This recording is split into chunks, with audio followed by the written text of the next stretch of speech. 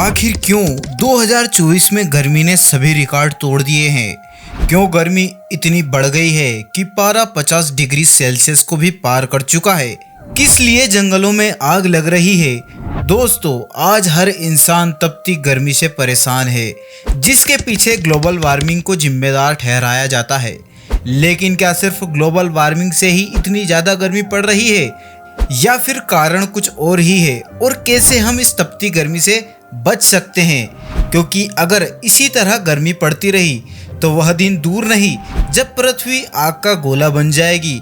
तो स्वागत है आपका ज्ञान बात पर। दोस्तों, सबसे पहले हम आपको यह बता दें कि इतनी भयानक गर्मी केवल भारत और अफ्रीका में ही नहीं बल्कि दुनिया के कोने कोने में देखने को मिल रही है। क्लाइमेट चेंज इतने बुरे तरीके से हो रहा है कि कहीं सूखा पड़ रहा है तो कहीं बाढ़ ने पूरे के पूरे शहर को डुबो दिया है। और इन सब के पीछे एक वेदर इवेंट है जिसे सबसे ज़्यादा जिम्मेदार ठहराया जाता है, एल नीनो। वैसे तो यह धरती के क्लाइमेट की एक नेचुरल साइकिल है जो हर 5 से 7 साल में देखने को मिलती है, लेकिन क्लाइमेट चेंज की वजह से ही गर्मी और ज़्यादा भयानक होती जा रही है। WHO के हिसाब से यह दूसरी सबसे बड़ी चीज़ है जिसकी वजह से धरती का क्लाइमेट बदलता है, क्योंकि इससे ऊपर जो सबसे ज़्यादा इम्पैक्ट डालता है वह है धरती और सूरज के बीच का रिलेशनशिप। क्योंकि जब हमारी पृथ्वी सूर्य के चक्कर लगाती है तो मौसम बदलता है, लेकिन इसके अलावा क्लाइमेट चेंज का दूसरा सबसे बड़ा प्रभाव एल नीनो का ही होता है। असल में पैसिफिक ओशियन दुनिया का सबसे बड़ा और सबसे गहरा समुद्र है जो एशिया और अमेरिका के बीच में है, जहां पैसिफिक ओशियन में हवाएं चलती है जो ईस्ट से वेस्ट की तरफ जाती है। इन हवाओं को ट्रेंड विंड्स कहा जाता है और ज़्यादातर ये अमेरिका से लेकर एशिया और ऑस्ट्रेलिया की तरफ जाती है, क्योंकि धरती की रोटेशन ऐसी होती है। अब इसकी वजह से नॉर्मली यह होता है कि पैसिफिक ओशियन के सरफेस पर जो पानी है वो वेस्ट की दिशा में फ्लो करने लगता है और ऑस्ट्रेलिया की तरफ बढ़ने लगता है। ऐसे में ईस्ट की दिशा में समुद्र के नीचे का जो पानी है वह ऊपर की तरफ आने लगता है, यानी कि साउथ अमेरिका के पास समुद्र के नीचे से पानी ऊपर आने लगता है और उस प्रोसेस को अपवेलिंग कहा जाता है।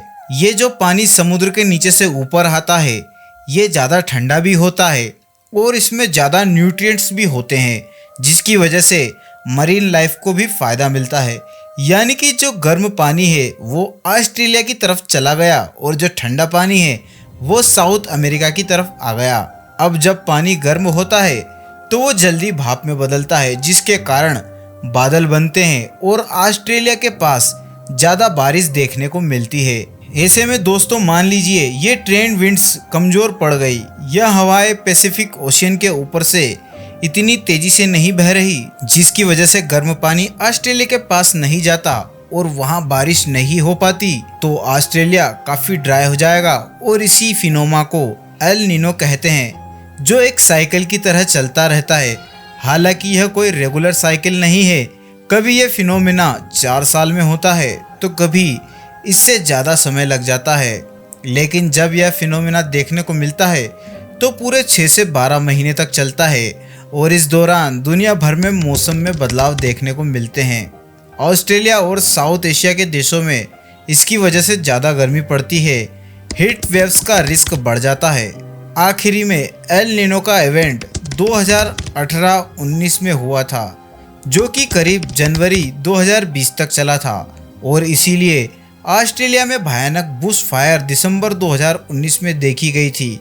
और अभी भी एल नीनो चल रहा है, जहां पर एक तरफ एशिया और ऑस्ट्रेलिया में भी गर्मी पड़ रही है तो वहीं अमेरिका में भयानक बारिश हो रही है। वैसे तो दोस्तों, एल नीनो का एक उल्टा फिनोमेना भी होता है जिसे ला नीना कहते हैं, जहां पैसिफिक ओशियन में जो चीज़ नॉर्मल कंडीशन में होती है वो अगर एक्सट्रीम चली जाए तो ला नीना का इफेक्ट देखने को मिलता है। यानी कि साउथ अमेरिका के पास ज़्यादा ठंडा पानी आ जाता है और ऑस्ट्रेलिया के पास बहुत ज़्यादा गर्म पानी आता है, जिसकी वजह से ऑस्ट्रेलिया में बहुत ज़्यादा बारिश होने लगती है। दोस्तों, इसके इवेंट्स 1 से 4 साल तक लंबे चल सकते हैं, तभी तो 2019 में जब ऑस्ट्रेलिया में सूखा पड़ गया था, तो 2021 में ऑस्ट्रेलिया के अंदर ला नीना के कारण बारिश हुई और आधा ऑस्ट्रेलिया डूब गया। ऐसे में वैज्ञानिकों का मानना है कि जुलाई और अगस्त के महीने में ही ला नीना शुरू हो जाता है, जिससे भारत का जो मानसून है वह सामान्य से ज्यादा बड़ा हो सकता है, क्योंकि पिछले साल एल नीनो के कारण बारिश इतनी तेज नहीं हुई थी और इसी वजह से सदर्न अफ्रीका देशों में सूखा पड़ गया और काफ़ी ज़्यादा गर्मी पड़ी। और वैज्ञानिकों का सीधे तौर पर कहना है कि इंसानों द्वारा क्लाइमेट चेंज की वजह से ही यह सारी चीज़ें इतनी एक्सट्रीम लेवल पर हो रही है। ह्यूमिडिटी इतनी बढ़ गई है कि टेम्परेचर 33 डिग्री होता है लेकिन 45 डिग्री महसूस होता है। इसके अलावा दोस्तों एक और इफेक्ट है जिसकी वजह से लोकल लेवल पर हीट वेव्स का इम्पैक्ट कहीं ज़्यादा बढ़ जाता है, जिसे अर्बन हीट आइलैंड इफेक्ट कहा जाता है। एक शहर के अंदर अलग अलग एरियाज में कुछ जगह बहुत ज़्यादा गर्म होती है तो कुछ जगह ठंडी होती है, क्योंकि जहाँ ज़्यादा पेड़ लगे होते हैं वहाँ का टेम्परेचर ज़्यादा बेहतर होता है, जबकि जहाँ पर कांच और कंक्रीट की ऊंची ऊंची इमारतें हैं वहाँ टेम्परेचर बहुत ज़्यादा बढ़ जाता है और इस तरह की जगहों को अर्बन हीट आइलैंड कहा जाता है।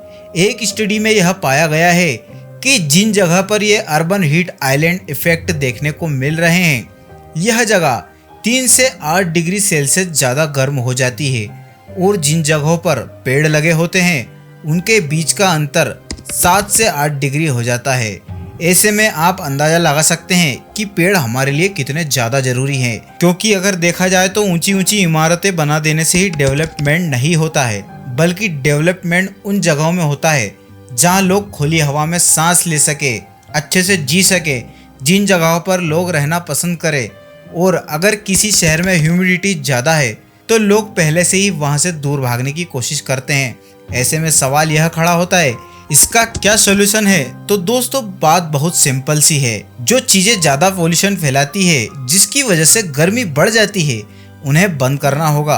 पहली बात तो कांच और कंक्रीट की इतनी ऊंची ऊंची इमारतें नहीं बनानी चाहिए, इससे सनलाइट रिफ्लेक्ट होकर ज़्यादा गर्मी पड़ती है। सड़कों पर कम गाड़ियां चलनी चाहिए ताकि पोल्यूशन कम फैले। यहाँ तक कि दुनिया के बड़े बड़े देशों ने इस चीज़ को लेकर कई सारे एक्शन लिए हैं।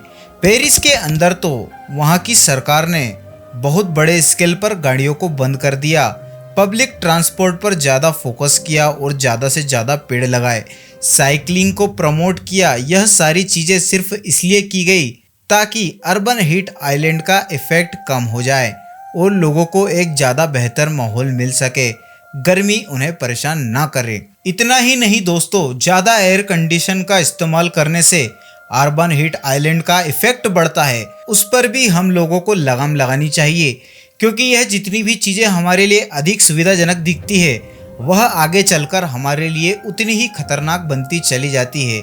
ऐसे में सबसे पहले तो ज़्यादा से ज़्यादा पेड़ों को लगाएं।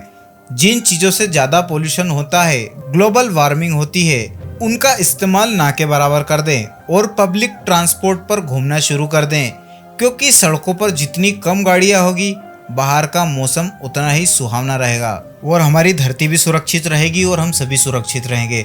तो दोस्तों आशा करता हूँ यह वीडियो आपको अच्छा लगा होगा। वीडियो अच्छा लगा हो तो इसे जरूर लाइक करें और हमारे चैनल को अभी सब्सक्राइब करें और बेल आइकन को भी प्रेस करें ताकि आने वाली हर एक वीडियो का नोटिफिकेशन आपको मिलता रहे।